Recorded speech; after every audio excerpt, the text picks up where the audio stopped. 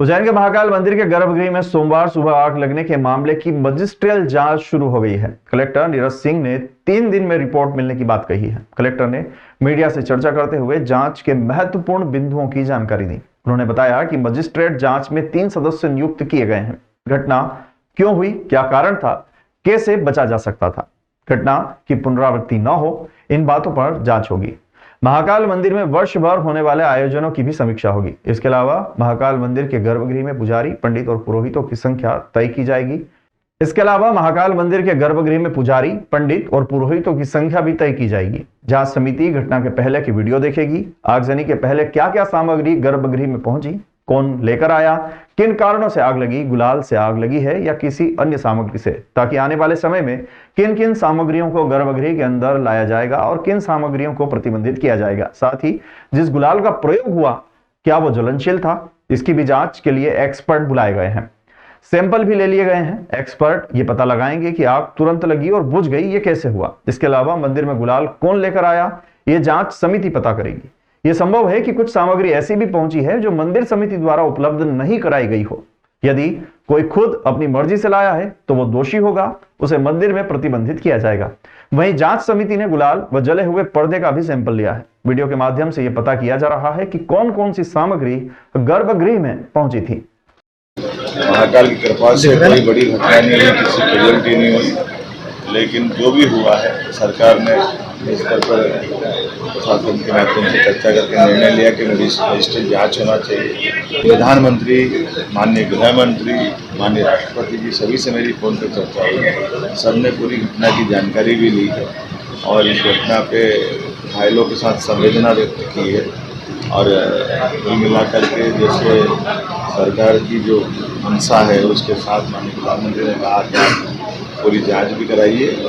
आज महाकाल मंदिर के गर्भगृह में जो घटना घटित हुई है उसको देखते हुए एक मजिस्ट्रियल जांच समिति गठित की गई है, जो कि सीकर जिला पंचायत श्री मृणाल मीना की अध्यक्षता में, उसमें एडीएम रहेंगे और एडिशनल एसपी भी समिति के सदस्य रहेंगे।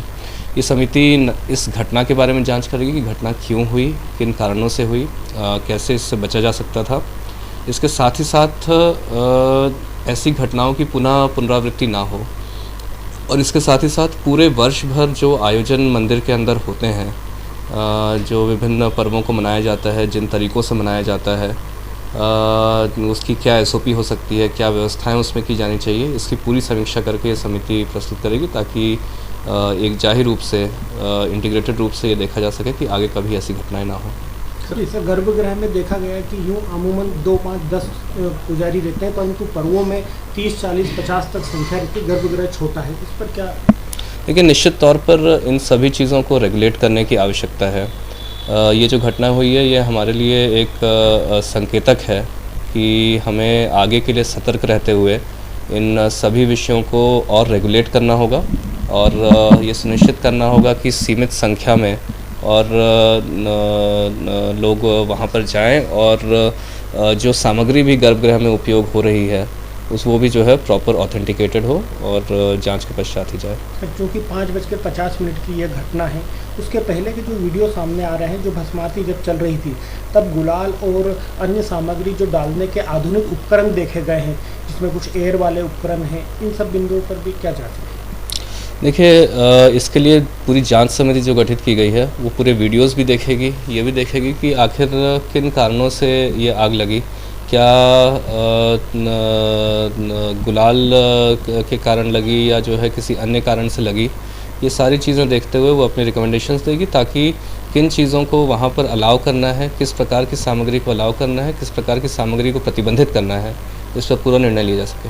होलिका दहन एक अच्छी नीयत वाले की विजय होने का संदेश देती है। अच्छी नीयत वाले के आगे बड़ी से बड़ी दिव्य शक्तियां भी असफल हो जाती है, जो होलिका के साथ हुआ। ये बात इंदौर वाले कृष्णा गुरुजी ने इंदौर रोड स्थित उज्जैन शहर के प्रसिद्ध शनि नवग्रह मंदिर पर होलिका दहन कार्यक्रम के दौरान कही। उन्होंने कहा कि इस बार नवग्रह मंदिर पर काम, क्रोध, लोभ, मोह की होली जलाई गई। इससे पहले सूर्यास्त के पहले 6 बजे सभी ग्रहों का ध्वज पूजन किया गया। इसके बाद नवग्रह हवन हुआ, जिसमें शनि मंदिर प्रशासन शैलेंद्र त्रिवेदी, प्रशांत बैरागी सहित उज्जैन, इंदौर, भोपाल के भक्तों ने हिस्सा लिया एवं अपनी ग्रह पीड़ा विकार मुक्ति के संकल्प के साथ यज्ञ में आहुतियां दी। कृष्णा गुरु जी ने आगे बताया कि अब की बार होली दहन में भद्रा काल का साया था और सूर्यदेव की बेटी है भद्रा एवं शनिदेव की बहन है भद्रा। इस होलिका दहन में पिता, पुत्र, पुत्री तीनों साक्षी हुए। होली का त्योहार आपसी मनमुटाव, रंजिश को भुलाने और प्रेम का संदेश देता है। इस संदेश के साथ नवग्रह शनि मंदिर पर जलाई काम, क्रोध, लोभ, मोह की होली।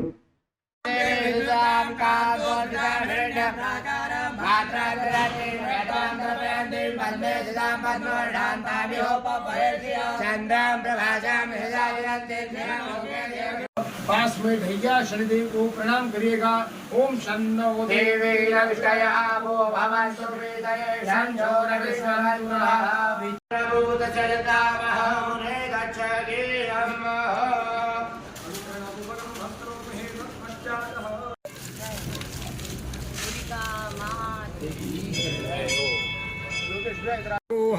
प्रजननं मे अस्तु दशभिरघु सर्वगणघु स्वस्तये आत्मसनि प्रजासनि पशुसनि लोकसन्य भयजाने प्रजां बहुलां मे करोत्पन्नं पयोरेतु अस्मासु धत्ता।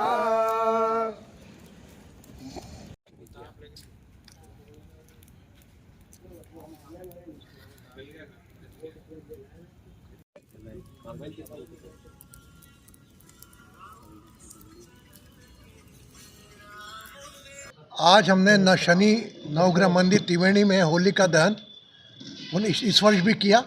इस वर्ष की विशेषता रही कि पिता, पुत्र और पुत्री तीनों साथ में थे। सूर्य पिता, शनि पुत्र, और ये भद्रकाल चल रहा है, ये सूर्य की पुत्री है। भद्रकाल में ऐसे वर्जित रहता है, लेकिन भद्रकाल के पुच्छ काल में हमने होली का दहन किया और नवग्रह हवन किया प्रशांत जी के सानिध्य में। साथ ही संदेश दिया कि होलिका में अपने काम, क्रोध, लोभ, ईर्ष्या रूपी विकारों को समर्पित करें। और साथ ही होलिका जिसके पास एक डिवाइन पावर था नहीं जलने का, पर उसकी मंशा खराब थी, वो जल गई थी, तो अपनी मंशा, अपनी नीयत को भी साथ में देखें। और जो भी होलिका माता से मांगना है, अपनी नकारात्मकता समस्त प्रकार की, जो कि 5 विकारों के रूप में समर्पित करवाकर आज हमने होलिका पर्व की शुभकामना दी। आपके माध्यम से होलिका पर्व की आप सभी को शुभकामनाएं। आपस के मन मुटाव, रंजिश भूलकर प्रेम से होलिका पर्व त्यौहार मनाएं। विशेषकर यहाँ पे 3 संयोग आज के दिन बने हुए हैं और नवग्रह देवता का हवन का विधान करा गया है। नवग्रह देवता शनि महाराज सूर्य भगवान का और उनकी पुत्री का पूरा विधान करा गया है। इस नवग्रह देवता की शांति का विधान करा गया है। उससे इंसान के जीवन में परिवर्तन आए, खुशहाली आए, एक दूसरे में आपसी समन्वय बने, प्लस एक दूसरे पे क्रोध वाला ना, एक दूसरे के प्रति क्रोध का वो ना बने और आपसी सब में प्रेम भाव बन करके वो संदेश सब जगह पहुँचाना चाहते हैं। लोन लेकर बैंक का पैसा हजम करने की नीयत रखने वालों को सावधान हो जाना चाहिए, क्योंकि अगर व्यवसाय करने के लिए लोन लेना चाहते हैं तो बैंक का लोन चुकाना ही पड़ेगा। नहीं तो बैंक फैक्ट्री सील करेगी और आने वाले दिनों में अधिक कीमत में फैक्ट्री की जमीन भी बेच देगी। इसी तरह का मामला उज्जैन में सामने आया है।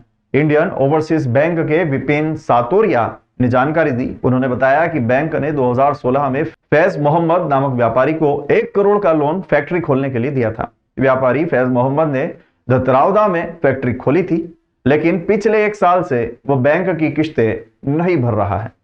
नोटिस दिए जाने के बाद भी उसने इस ओर कोई ध्यान नहीं दिया। इस पर बैंक ने वसूली के लिए कलेक्टर को पत्र लिखा था। इसके बाद कलेक्टर और तहसीलदार के आदेश पर पुलिस बल के साथ 5 गाड़ियों में बैंक के अफसर पहुंचे और फैक्ट्री को सील कर दिया। पिछले साल ये 1 करोड़ 17 लाख का मामला NPA हो गया था। सातोरिया ने जानकारी दी। उन्होंने बताया कि अब बैंक इस संपत्ति को जल्द से जल्द नीलाम करके अपनी रकम को वसूल करेगी। उज्जैन जिला अस्पताल अब और हाईटेक होता जा रहा है। यहां मरीज के हार्ट को चेक करने के लिए TMT मशीन लगाई गई है, जिस पर मरीज के हार्ट की जानकारी मिलेगी। अगर मरीज स्वस्थ है तो ठीक, और अगर अस्वस्थ है तो डॉक्टरों द्वारा उसका उपचार किया जाएगा। बदलते दौर में उज्जैन जिला अस्पताल भी हाईटेक होता जा रहा है। यहां पर एक TMT मशीन लगाई गई है। RMO निधि जैन ने जानकारी दी। उन्होंने बताया कि मेडिसिन विभाग के लिए यह मशीन मरीज के हार्ट को चेक करेगी और बताएगी कि वो कितना स्वस्थ है और उसे कितनी बीमारी है। यह मशीन उज्जैन के शासकीय अस्पताल में मरीज के लिए उपलब्ध होगी। इसके लिए डॉक्टर के द्वारा लिखा जाएगा कि मरीज को टीएमटी मशीन पर चेकअप की आवश्यकता है या नहीं।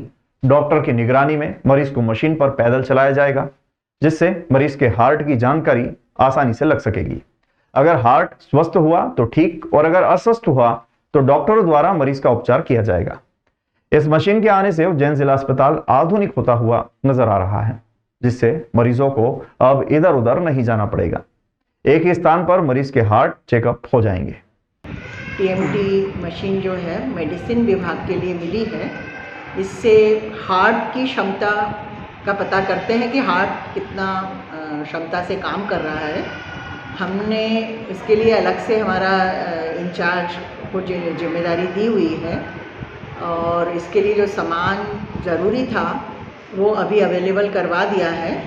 लेकिन ये सुबह 9 बजे से दोपहर 2 बजे तक ही करवाई जाएगी। मेडिकल स्पेशलिस्ट के रिटर्न ऑर्डर पे मेडिकल स्पेशलिस्ट की प्रेजेंस में टीएमटी की जाएगी मरीज़ों की, क्योंकि कभी कभी टीएमटी में कुछ साइड इफ़ेक्ट्स होते हैं, तो मेडिकल स्पेशलिस्ट रहेंगे तो उसको मैनेज कर सकते हैं। नहीं, वो मिनट वाली बात नहीं है, कौन व्यक्ति कितना चल सकता है उस पे डिपेंड करता है कि किस व्यक्ति की क्षमता कितनी है। मरीज़ को उसमें चलाकर या उसकी स्पीड देखते हैं मरीज़ में कितनी क्षमता, उस हिसाब से स्पीड मैनेज करके हॉस्पिटल्स में होगी। सारे दोनों हार्ट हॉस्पिटल में होगी है, मतलब अवंती में। मरीज़ को मतलब ऐसे अपने को पहले से पता चल जाएगा कि मरीज़ की हार्ट की क्षमता, अगर कोई पहले से उनको ब्लड प्रेशर है या डायबिटीज़ है या कोई ऐसी बीमारी है या उनकी फैमिली में कोई हिस्ट्री है हार्ट डिसीज़ की, तो हमारे मेडिकल स्पेशलिस्ट चाहेंगे तो उस मरीज़ का जांच करवा सकते हैं।